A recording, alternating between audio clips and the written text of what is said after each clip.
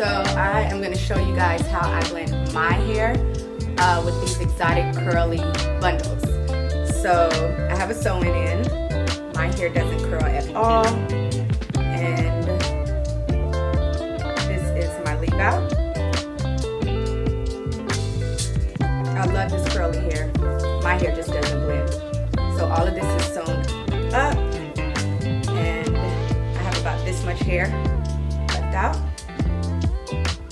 And I'm going to show you guys how I blend my straight hair with these curls. And this is about 2 weeks of just putting a bonnet on and going to sleep. I like my hair kind of big and messy, but now it's too messy. I'm going to do the wash process and show you guys how I blend my hair with these extensions. So I will be back.